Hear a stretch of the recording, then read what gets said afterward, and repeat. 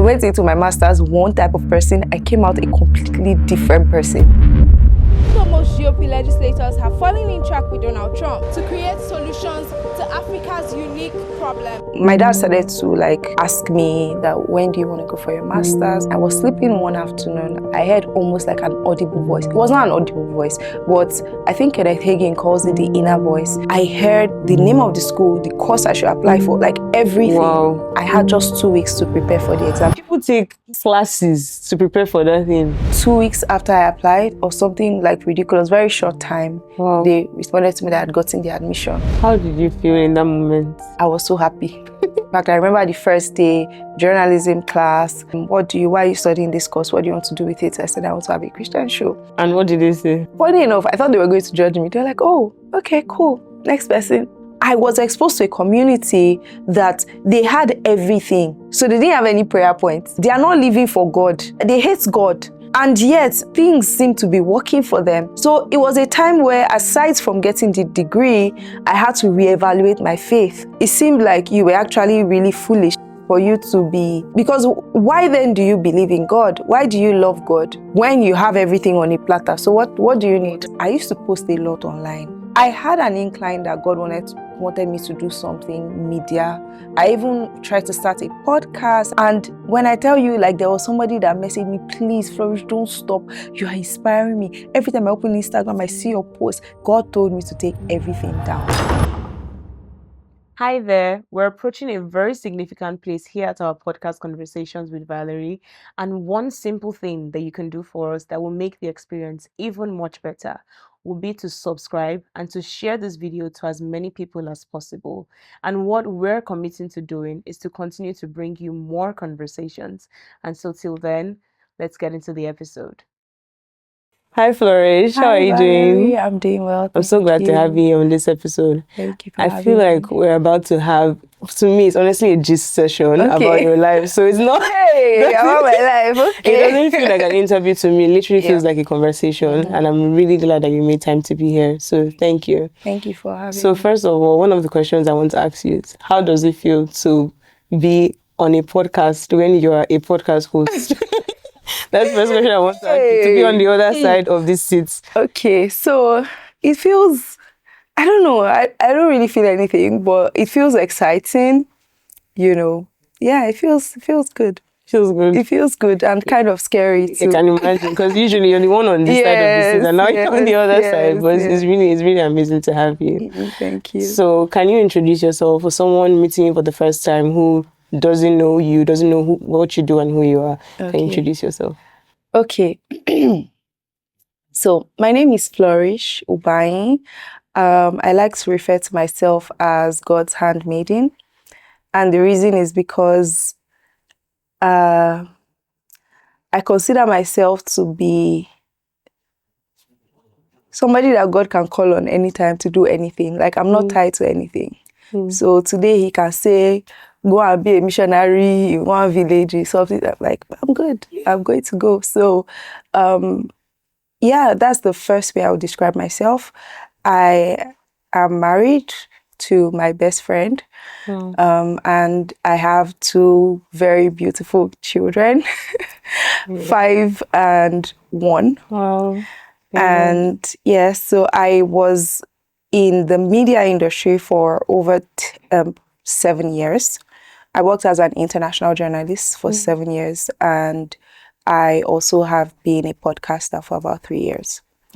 So everything in my blood is media. I did my first degree in mass communication, second degree broadcast and digital journalism, and if I'm going to do a PhD, it will likely be in media. Yeah. So yeah, that is, I think, a summary. I'm a daughter, obviously. I'm the first of 5 children. Wow. I've now transitioned into tech.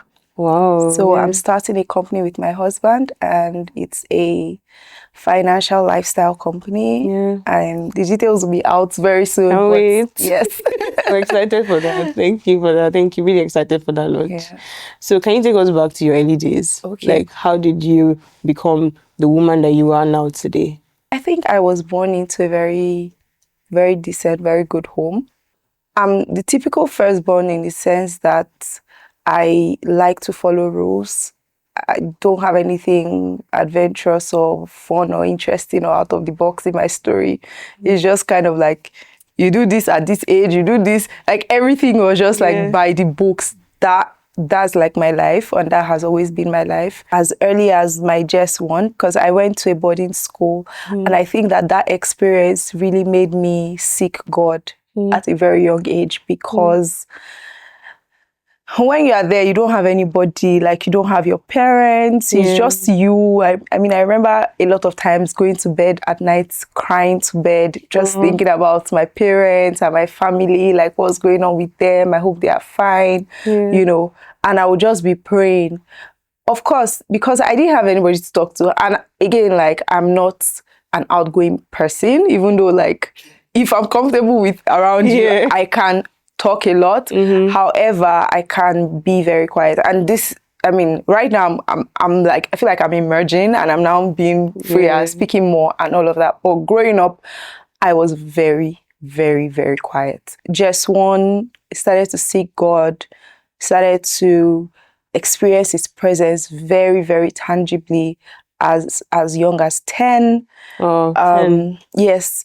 Wow. And of course, I went to a Christian boarding school, so it was pretty intense as well, like in terms of like the spiritual training. So when I was in JS3, I was baptized in the Holy Ghost, started speaking in tongues. In JS3? Yeah. I don't even know what I was doing in JS3. Okay. Just in my school for like JS1, but they had not yet gotten to that point of baptizing people in JS1. I was still like, okay, when you're in JS3, they do Holy Ghost baptism for everyone. So I started, and I was the type of person that I don't know why, for some reason, that's just how God made me, I think.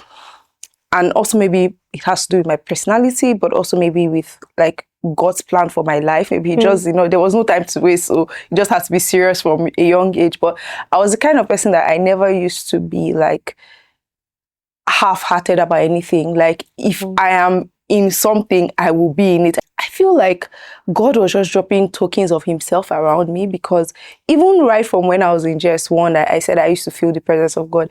It wasn't like, I don't think I could go for like weeks without opening my Bible to read. It's not as if I was spiritual like that, but it's just like when we're having devotion or times of worship, my heart will be there. Wow. Do you get? Like from that young age, I will be connected. I will close my eyes. I would just imagine I'm the only person there. That was the point where I made a very decisive decision to walk with the Lord. It was because there was a girl in my class. She was like, I don't even know what normally she was not that smart, but that SS1, it was like her brain was on fire. Like she was getting 15 all over 15 at CA test, exams, like she was blazing. I was like, oh my God, how is this girl able to do this? So I went to meet her. I was like, what's your secret? Wow. What's your secret? And then she was like, that is because she's spiritual. It's because she's like in the prayer band and everything, that she does not joke with this. So January, when we resumed, I remember I walked to my class very early, like maybe past 5. And it was just me. Everyone was dark, very early in the morning. And I just made a commitment to God that I was going to like follow him and everything. And that was SS1. I was like 13 or 14 maybe. So that was like the beginning. So I became like sold out, like completely.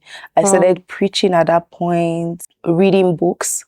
I remember there were people that we used to do competition, or like who has read the most Kenneth books, and like we'll be discussing those type of things. Yeah. Like I'm just wondering where I was and what I was doing at this stage of my life. Like my school, where they'll be telling you, you are 8 years old. I mean, you are older than 8. Wow. You're already too young. You're too old. Wow. In the Bible, there were kings at 8. Oh, wow. And they did well. So you better know what you're doing. So, yeah, it was not strange. It was very normal. Yeah.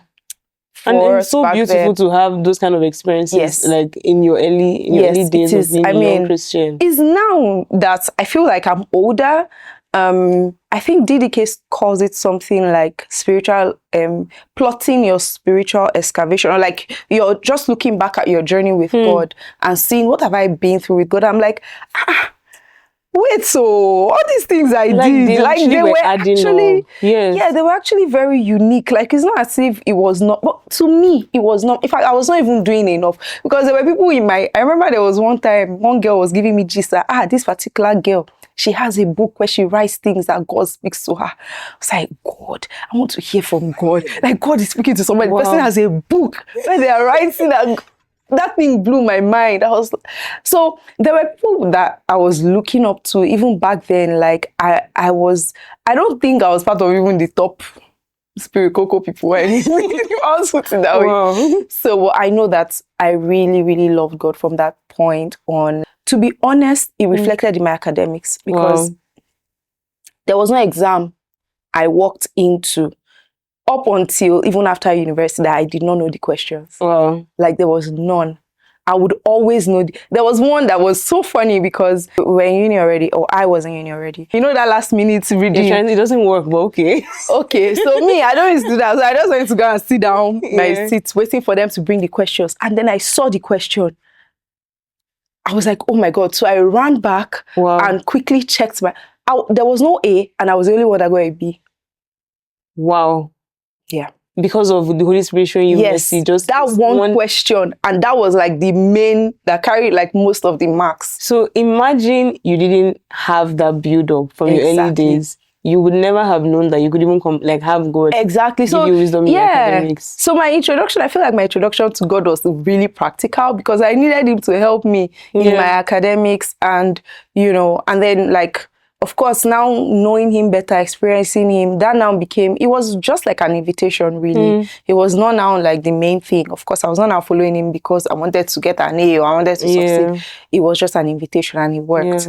From everything you said, it's obvious that your life is a series of small processes. I feel like in your life, when I look at you, I can see that every step, even though it looks like it was just random things, it was not random at all. And it was you having to say yes to God. God would give an invitation, do this, do this, do this. You would say yes.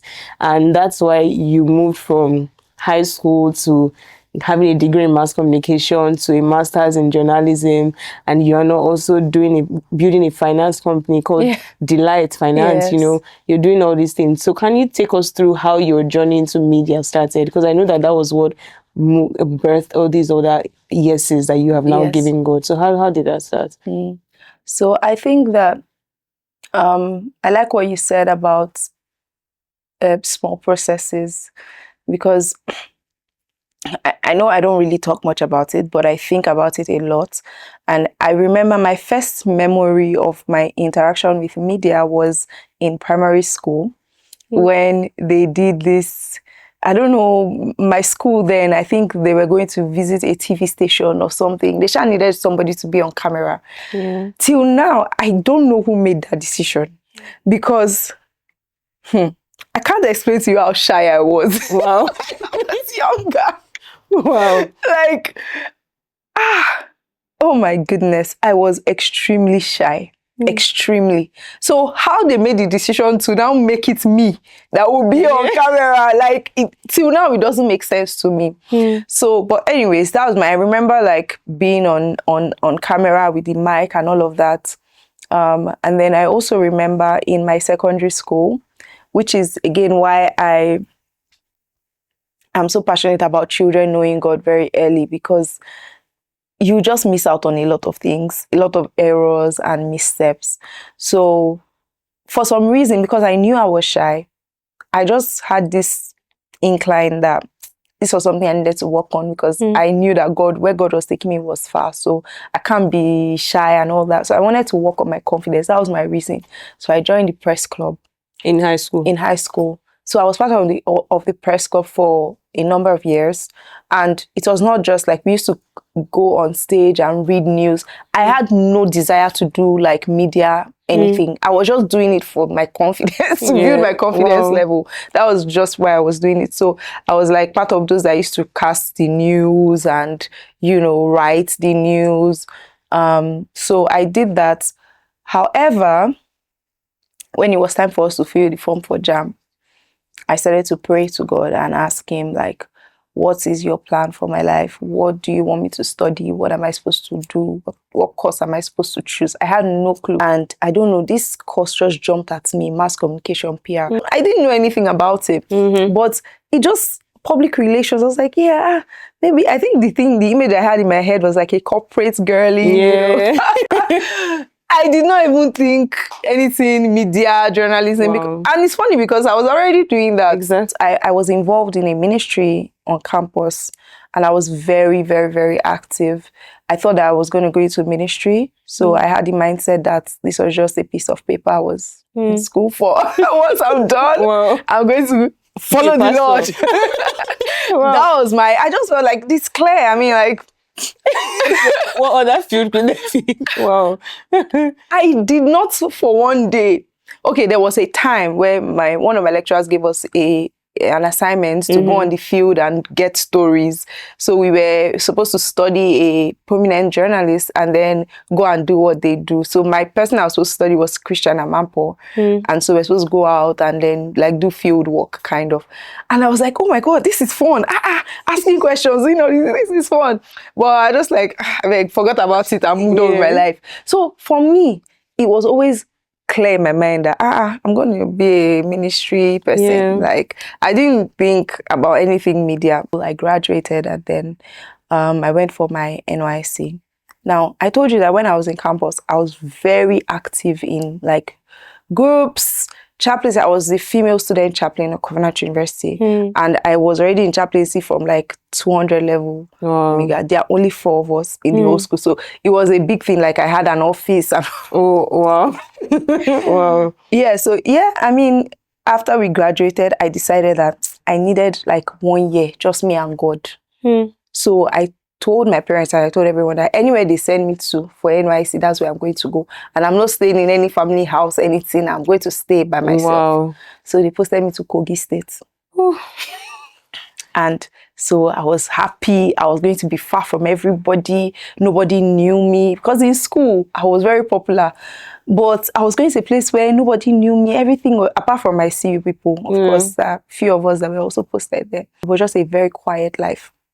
I spent a lot of time praying. I spent a lot of time fasting. I spent a lot of time reading. It was, and I always tell people, like that 1 year, and I knew that this is the only time in my life You can take that year. Yes. Yeah. Because after this one now, masters, get married, children. When are you going to have that time? That is just you. So I was so intentional about it. That was the 1 year that I feel like was the springboard for the rest of my life. That time, my dad started to like ask me, what's your plan? When are you going to go for your, in fact, it doesn't know what's your plan because there was already a plan. You go for your masters as, that's like the thing in my house. So he was like, have you started looking for schools? In fact, actually, he had already started looking for schools for me before I even graduated from uni. But to me, like I told you, it was clear in my mind. I'm going to ministry. All these ones that people are doing. But anyway, let's go with the plot.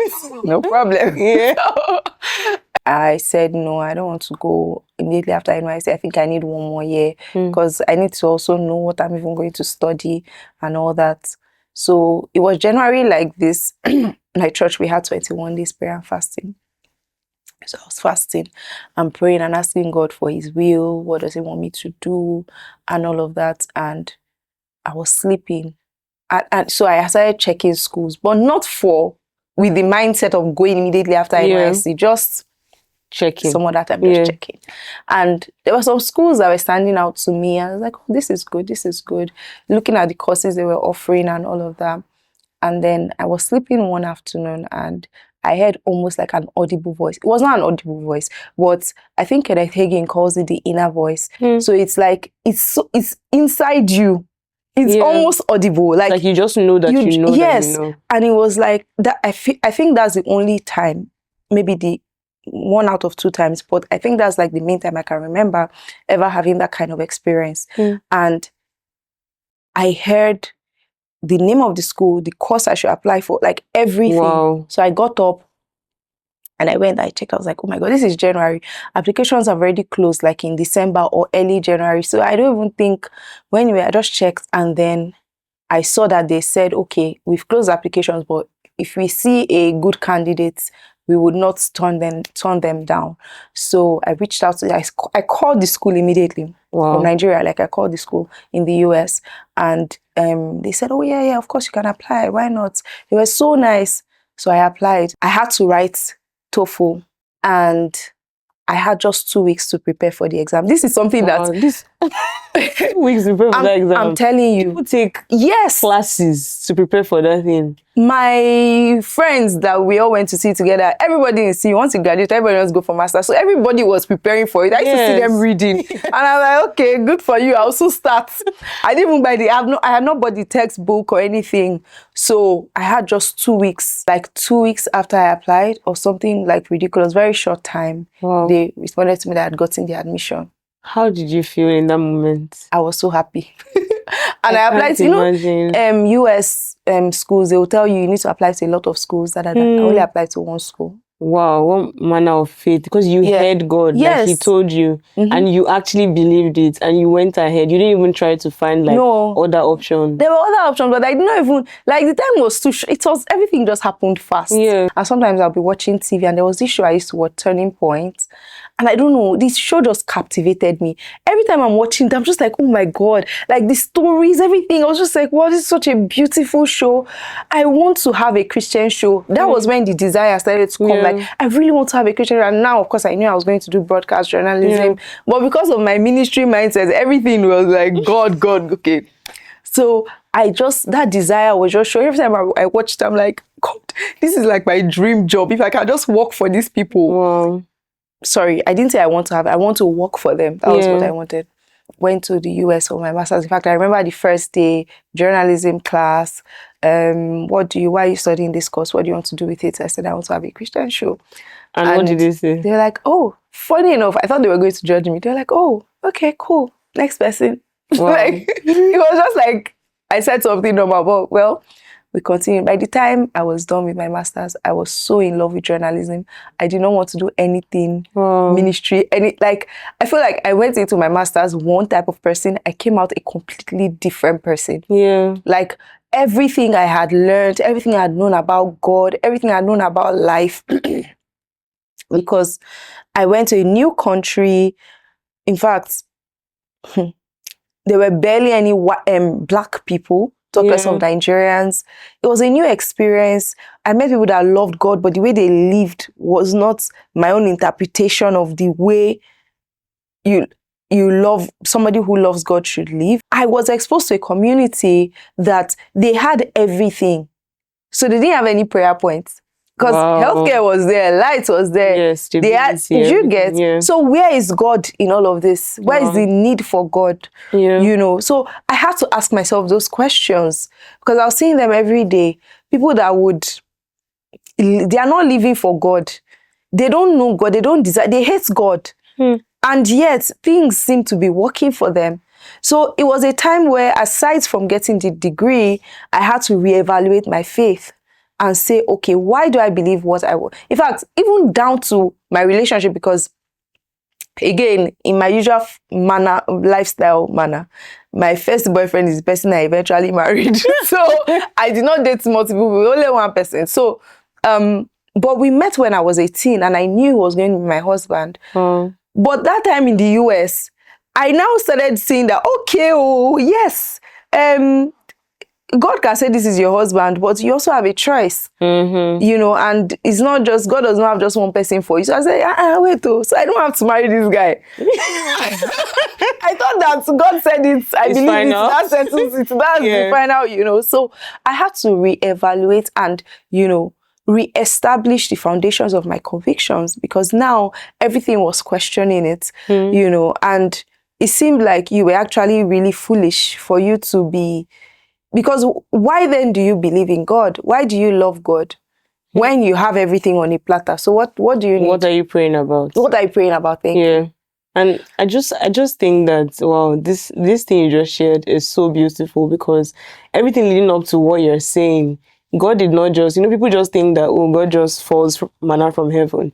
Right from primary school to high school to uni, everything was adding up to your journey. Yes. And I just want us to talk about your YouTube channel. because on your YouTube journey, Okay. right? Because I know you've had like multiple other channels. I saw like some of your other ones, and I was like, wow, nobody will watch those things and believe that we're looking at Shining Light show at what it is today, right? I'm a YouTuber myself. I cannot imagine opening 3 channels, and I just YouTube is a chaotic journey. I can't imagine how did you God. because I saw It's not exactly like that. That's not really so the how story. did you because you have one that is Flourish Ubanyi where I saw like some marriage videos and a video with you and your husband. And there's another one I think that you opened for your journalism where you were sharing. I watched the videos and I was like, wow, God, like this is a beautiful story. And then I watched Shining Light and I was like, this cannot be the same person. Like, how is this the same person? So talk to me about your YouTube journey, opening those channels, and then now knowing like how did you know that it was time to move on? So when I started YouTube, it was not really like I started a journey. I went to grad school, like my school back then, I think it was required that you have a YouTube channel or at least a video portfolio or something like that. The Flourish Chukura channel, Chukura is my maiden name, was supposed to be just like a digital portfolio.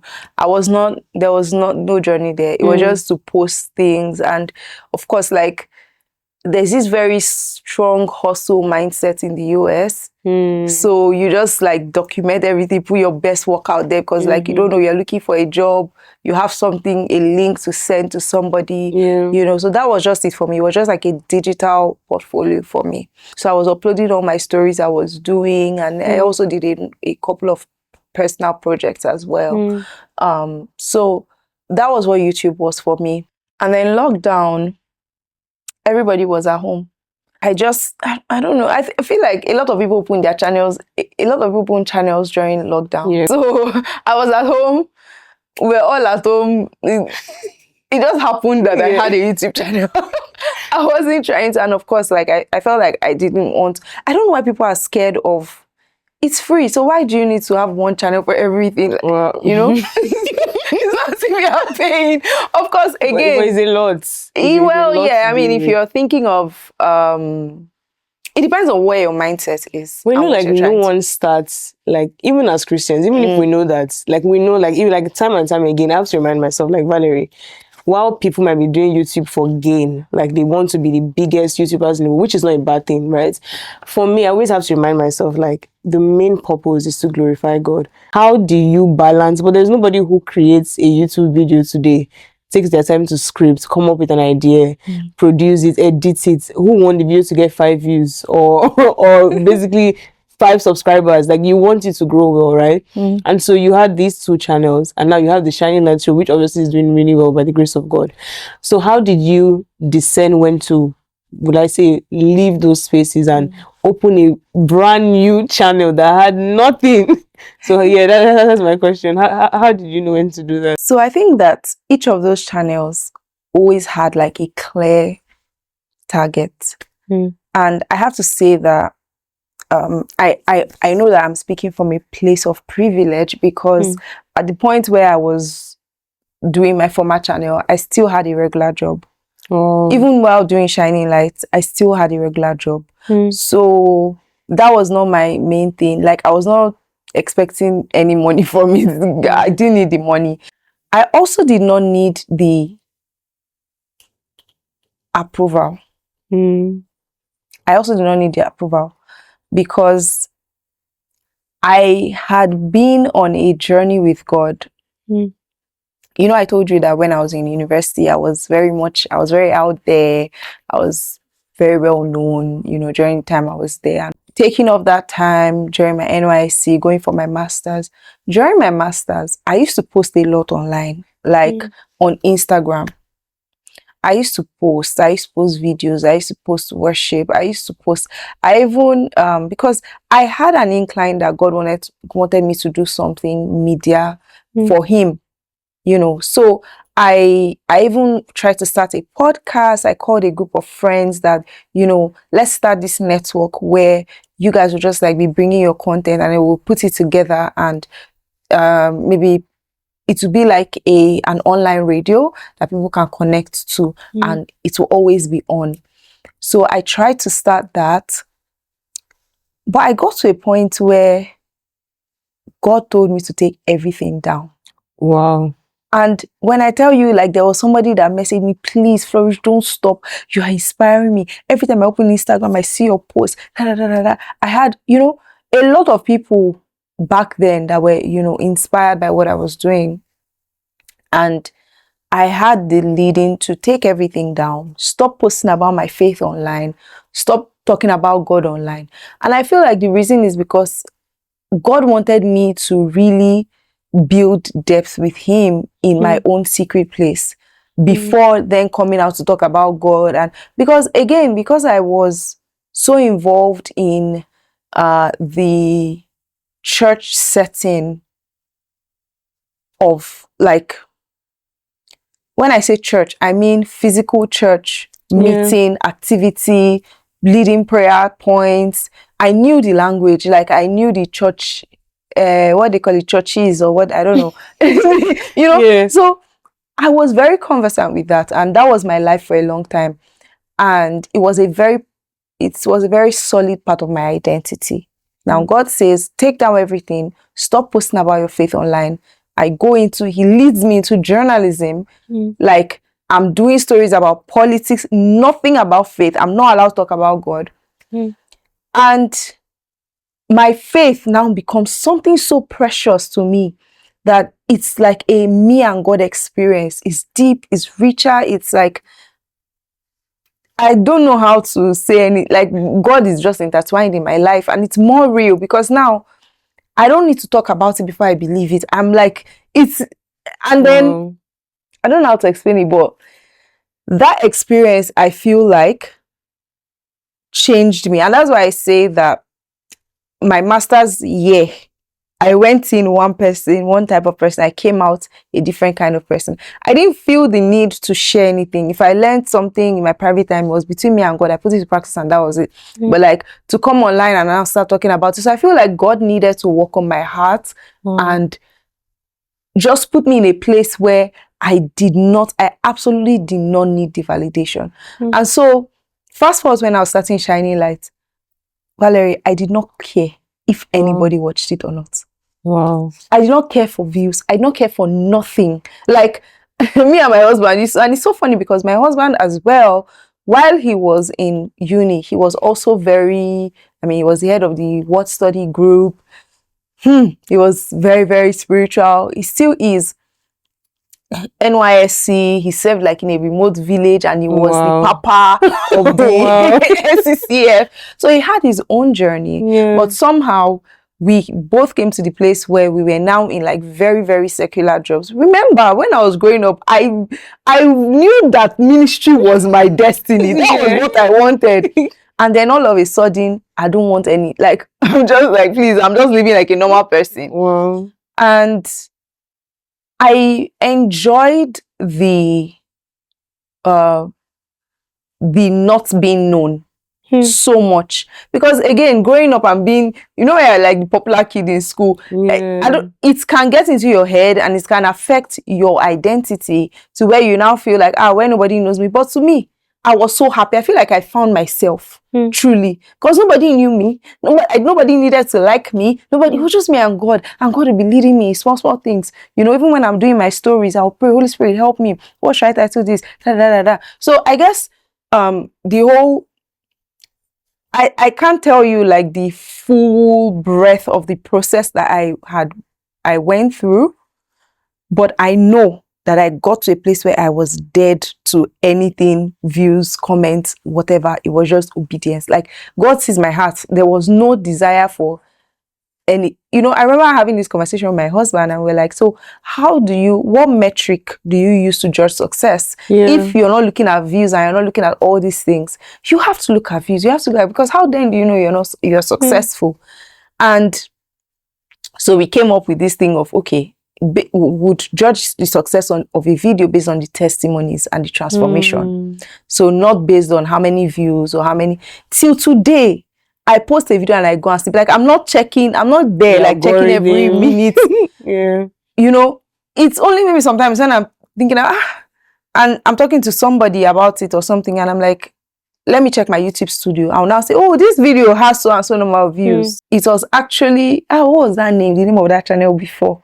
Well, it was me and my husband sharing tips about marriage, and people really liked it on our WhatsApp status. I liked it too. I was wondering why. No, like I mean, when I watched it on YouTube, you know, I was like, no, how do you know about it? I mean, on YouTube. Yeah, it was a very small, you know. When I think the biggest, the most viewed video was my story time of having my son or something like that. And it got like almost 1,000 views, and then I was just like, what? Like almost 1,000 people watch this video. Oh my goodness. As at when I was doing that other channel, I cared about views. Like, wow. I cared, not in an obsessive manner, again, because I was not looking for food. I was not like, that was not my main source of income or source of professional validation, because I had my work and I was doing well at work, so I knew I was good. I think I had like 500 and something subscribers. I can't remember, you know, when I started shining lights. Yeah. So we also had that conversation that do we then, when I say we, because my husband is very much a part of Shining Lights, like we brainstorm together. I'm the one in front of the camera, but behind the scenes, it's both of us. So we were like, do we change that other channel? Just maybe not even delete the old video, just continue from there, because we had even started, we did an interview there, which we had gotten the name, everything. So it was supposed to be Shining Light with David and Flourish or something like that. We had filmed an episode with somebody, but it was not yet time yet for it to be what it is now. I feel like the way I look at it is all those things were just training. Like God was just training me. I needed to understand YouTube. I needed to know how to film videos and all of that. When it was time to start Shining Lights, I knew it was time. Like, one day I was we were going to church, and I just had this strong, very strong impression that I needed to, I can't remember who we were listening to, one of these gospel musicians, and I was like, I want to interview this person. I want to know their story. I want to know this or that. So at that point, I was like, I need to stop putting up this idea. Because again, the YouTube channel was just a YouTube channel for us to share about what we are learning. And it's still there. Like, I'm still going to go and post there. But I just, in my mind, felt like, and maybe it's just because of the way my mind works, like, I like to separate things and context. Like, I don't like to mix things up. So in my head, I was like, how do you now position? Because this show is supposed to be a show, like a thing on its own. I didn't want to mix it up. For me personally, I just felt like, I felt very strongly that they needed to be separate things. I didn't do it because now I was shutting down this other one and going to start something new. It was like two different things. So I still wanted to like continue posting on my other channel. So that one was supposed to be like a personal expression.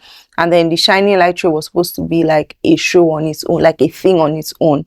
And yes, I did get people ask me like, you're starting from zero. Yeah, because someone who will be in that position will be afraid to even want to start a new channel. Like, what if it doesn't work out? I don't know where the confidence came from. I just knew that in fact, again, like I said, I did not care whether the views or the subscribers, but I just knew that it was going to be a blessing. It was going to be, again, I wasn't even thinking about all those details when I filmed it.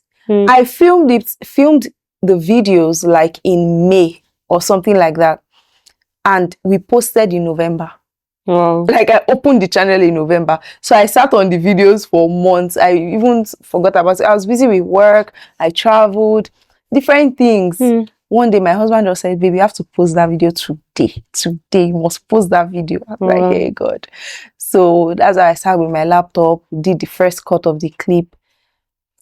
Like you mentioned, I've done a lot of things media related, even professionally. Like, I've opened channels for international media companies. A lot goes into it. It's not that easy. And for Shining Lights, I sat down and the first clip I posted went viral. Like, it was viral to me because then I had like 2,000 subscribers and the video was getting like 40-something K views. The first video? The first clip, like 1 minute clip. From your channel of 500 and something to getting for something K. And again, like this clip, I posted it on Instagram. So I didn't Yeah. post it on YouTube.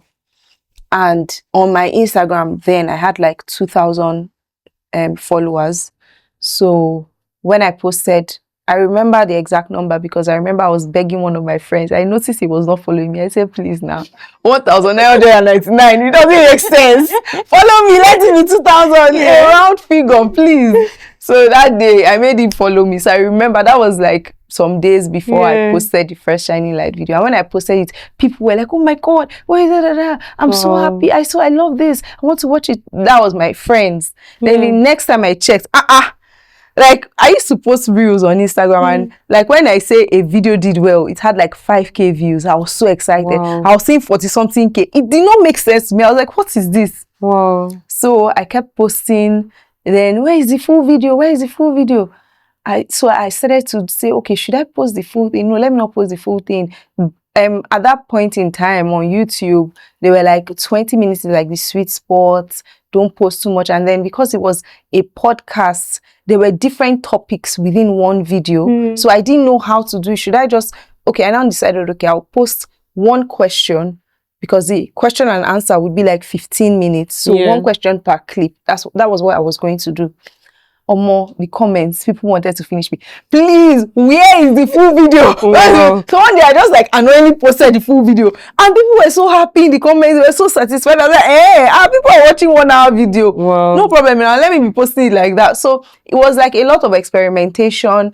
And again, I feel like because I was not bound by, is this God's will? Is this not God's will? I was just having fun with it.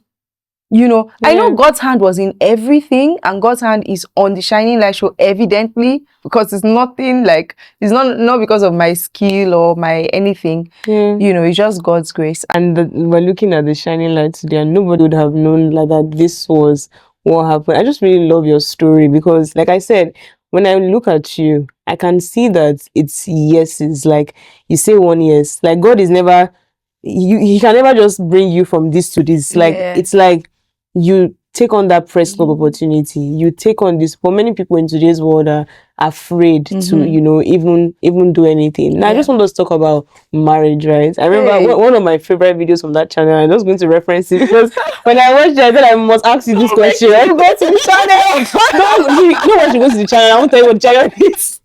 But then this particular video, when I watched it, I said, I must ask you this question. I really want to ask you this question, right? So in that video, you're basically talking about how, you know, you met your husband. Something usually says that you're nobody's ex. I think it's my favorite phrase for me. I love it. I really love it for you. And I think anyone who looks at your Instagram can see that you're a very homely person. I love how you talk about your family. I love how you just embrace motherhood and just make it look so beautiful. Like, it's so obvious. Like it's really your name, Flourish. Like you're flourishing in that regard. And I just thank God for that on your behalf.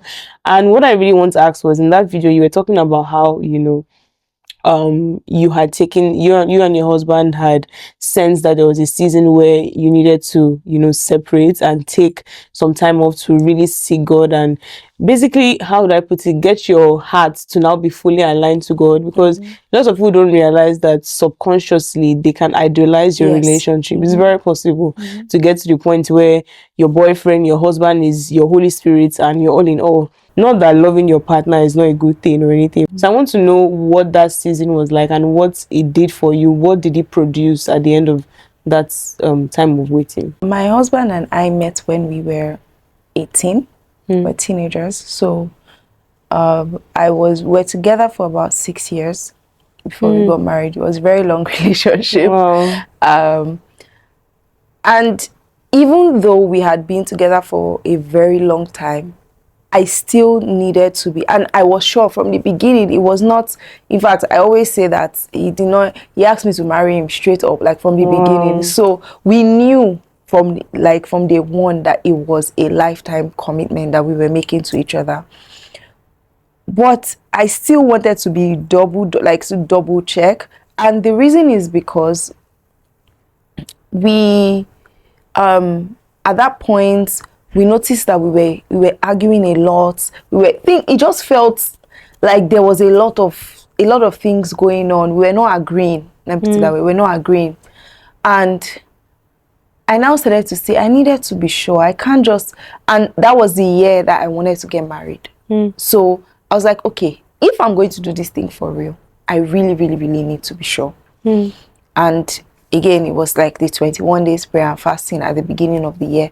So I said, let me take this time out. I sensed that that was what God was asking me to do, because we had gotten to that point where I feel like we had become idols in each other's lives, because anything that he did or he said affected me so deeply. I could not, like, if we were not good, I could not be happy. I could not be, you know, it was so, we're so close and so, how will I put it? Intertwined And dependent on each other. Too dependent on each other. So I said, okay, I'm going to take this time out to pray. Even if it's not, I am sure he's the one for me, I still need to refocus and let God be God in my life and not this person. So I had a conversation with him, you know, and he was like, yeah, fine, it's good. Subsequently, it was not easy. Like, even though he said, he later told me that it was so hard. Wow. I think he cried. I'm sorry, babe, I love you. Sorry for exposing you like this, but you didn't call, no text. So I told him not to call me. I think he tried to send me a message once. I was like, don't do this, don't message me. So we basically cut contact, and it was not for a long time. It was just like for maybe 2 weeks, but it felt long because you're talking every day. Yes, exactly. So, and in my head, I thought it was going to be longer. I thought it was going to be a longer time. So, because I was the one that called it, I had the privilege of processing it ahead. So I knew what was coming. My husband was just like, he just came, and I told him, you know, he didn't have any premonitions, or he didn't know that that was coming. So what exactly were you doing during this period of, like, would you just take the time off to separate, or were you intentionally, like, did you make time to, you know, people say I'm going on a retreat and they don't go on a retreat? No, it was not really a retreat. It was not a retreat. I was still going to work every day. So no, I mean, like, in your relationship, when you guys were not talking during this period, what exactly were you doing to, would I say, be sure and hear God? Is it that you will now return to more intimacy? Yes. Spend more time than you thought you had been doing? So because we were not talking a lot anymore, I had a lot of time on my hands. So I was listening to a lot of messages. I was fasting. I was praying, you know, spending more time with God, and also in a more focused way, because now God was the only thing on my mind, you know, aside from my normal day-to-day, going to work and all of that. So that's what I was doing. It was just with God, me and God. I'm going to the office. Instead of talking to my husband on the way to the office, I'm listening to a message, or I'm praying, you know. It's more like conversations. It's more like thoughts, exchange of thoughts, where, you know, the Lord brings up thoughts into my mind and we're just interacting. I don't know how to explain it. So that's what it was like for me. And I don't know how to explain it, but my own, when I feel closer to God, is in silence. So that being quiet, even though like there's a lot of noise around me, there's no noise in my head. In my head and in my heart, I'm quiet. And I'm just in God, in his presence. Listening to worship music could help, you know. Yeah, that's what I was doing. So what did that 2 weeks do for the both of you when you guys now came together? Like, were there things that were different? Very different, even till now. Wow. Like, very different. I think that what happened was, it was like a circumcision of the heart, because now he became his own person.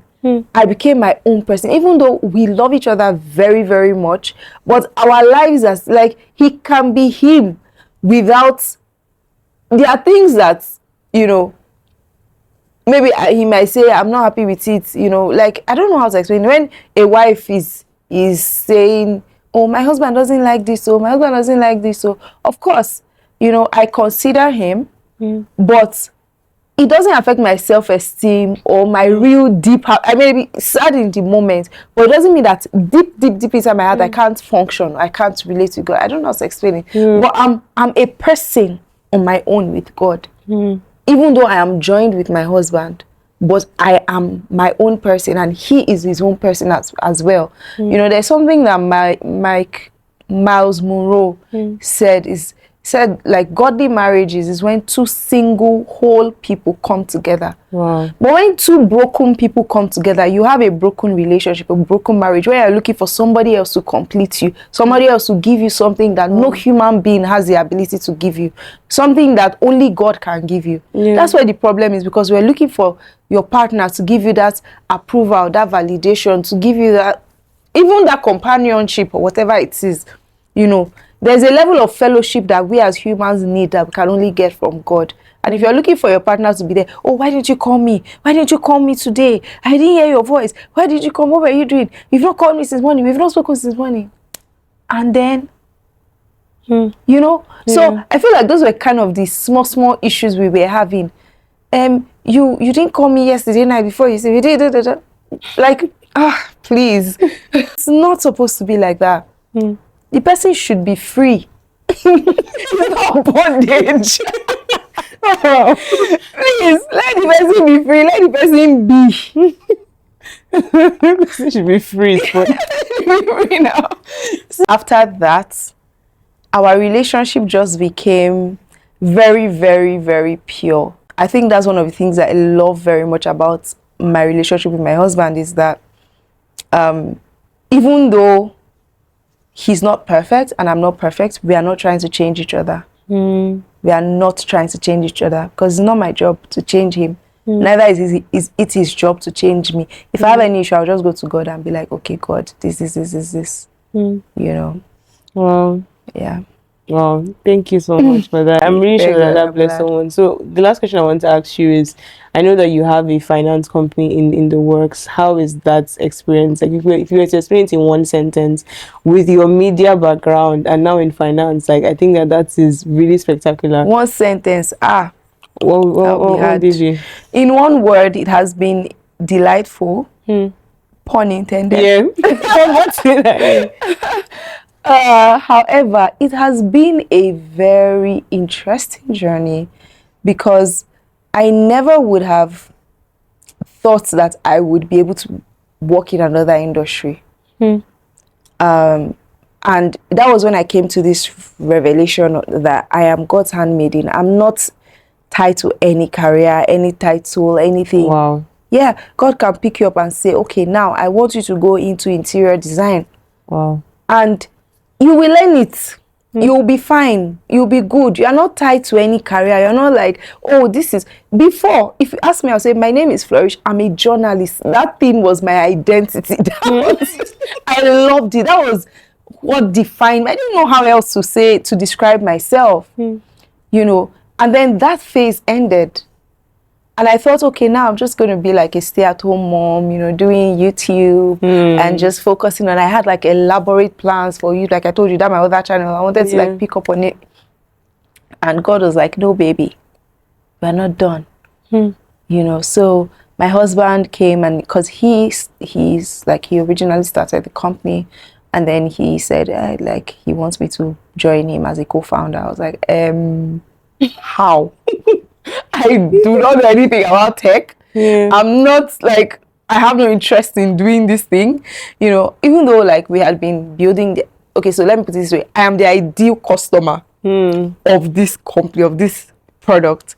So we were building it together in terms of like, he will run ideas by me, because I'm the person that is basically being built for. I can tell you, this is a good idea, this is wrong, you know, this is not going to work, this is how I would think as a customer. So I was very involved, and I was looking forward to actually using the app, using the product. And so when he said I should come and join, I was like, guy, the first thing in my head was like, I have things to do. I'm not just, trust me, because you see me here doesn't mean I'm not doing anything. I have a lot. And because that period, I just left my job. I was just kind of in a retreat mode. It was just me and God. I was praying, Lord, what's your plan for shining light? What's the next thing for us? And so I was not doing anything. I was cruising, you know. And then I was like, I hope this guy doesn't think I'm jobless, like I don't have anything to do. So I said to him. I said, okay, no problem. He said it again. I said, okay, no problem. I'll pray about it. He said, okay. In my head, which kind of pray? I was not going to pray about it. I was like, nah. My thing is, when you realize, because I don't do, like I said, I don't do anything half-heartedly. I'm either 0 or 100. So in my mind, when he notices that I don't do anything, he will leave me alone and go and meet somebody else. So that was my mind. So I just wanted to coast until whatever was inspiring him passes away. So, and I was now actually going to retreat proper. So I was like, let me just pray about this thing. And I started praying about it. I prayed about it. And then I woke up with like a passion for it. Like I just wanted to. That was all I wanted. You know when God says he gives us the desires of our heart. Like he puts desires in your heart.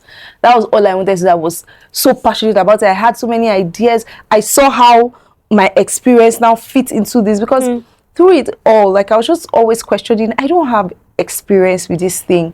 You can't come and make me a co-founder of a company. Like I don't even know anything about tech. I don't know. I have zero experience or interest. So that was when God started speaking to me about how like you are the one that is calling yourself this. That's just what you do, and it can change at any point in time. You're not tied to any career. You're not. And that's like my biggest lesson through this whole journey. And I thank God that, my media experience has also come into play, because now we're planning our go-to-market strategy, like launching and all of that. And I now see how, I'm actually a good fit for the job. Okay, fine, no problem. Because it's like, these are things that you need somebody that is like a core media person to be able to do, to use storytelling to sell the product. So it's been fun. It's been amazing for my marriage. People say they cannot work with their husbands. I'm like, you should. I think the way God made it is that husband and wife should be working together. Because I feel like, yesterday I was thinking about it, I feel like we are so much closer. Because before, everybody's kind of doing their own thing. Even though we both used to work from home, we are working on different things. But now, we are together all the time. We are thinking about the same thing. We are, we now like exercise together. It's just like really, really amazing, I think the experience alone of building something with my partner, and also the experience of knowing that I'm not tied to a career has been very liberating for me. So I feel very free, like, okay, we want to do this, and why not? Let's do it. I think that another lesson for me is when it comes to life and doing things, people are looking for answers and solutions. They don't care about your degree, about whether you have a finance degree, you have this. Do you have a solution to their problem? They will listen to you. So, if there is somebody that's listening and maybe you want to do something but you feel unqualified, because that was me. I was like, I don't have any experience in tech. I have no experience in finance. How do I want to? It doesn't make sense. And, now I realize that those things are not even necessary at all. As far as you can solve a problem, that's all that is needed. Thank you, Flourish. Thank you so much for this conversation. It blessed me, and I really believe it will bless a lot of people. Amen. So we're just going to sign out now. Thank you guys so much for watching this episode. We hope to see you in the next one. Yes. I'm going to link every single thing about Flourish, not the YouTube channels, you guys are not gonna find out. But then the Shining Light Show, her Instagram, everything that you guys will need, so you guys can connect with her and watch her show. She's doing an amazing work there. You're really doing an amazing work. I know I've told you this before, but I am such a fan of the Shining Light Show. I'm a very huge fan. So. Thank you so much. And then also I want to say that I feel like you're very good at interviewing. I like your presence and everything. And I found out yesterday, I was not the president. You were on the KKB show. Oh, yes! Oh my God! Are you serious? Yes. You were like the coolest kids of our childhood. Because every Saturday morning, we used to sit down and watch it like, can each other. Oh, wow, okay, I'm a fan, okay. So yeah, I mean, I'm so like excited to see that you are now also in the media space, and also your journey as well, like from law to now following this head on, and I know that you're going to go very far. Amen. I know that you're going to go very far, and that God is going to do amazing things with you, You know, you're a very good content creator, very good writer, interviewer, very, very, and I really, really mean it. Like, yeah, so well done, and just keep going with God. Anyhow He leads you, just be going like that, jejely, you know. So, yeah. Thank you, Flourish. Thank you. Thank you. Can I hug you? Oh my God. Of course. Thank you so much. Thank you. Thank God. Thank you for having me too. So yeah, thank you guys. See you in the next episode. Bye. Bye.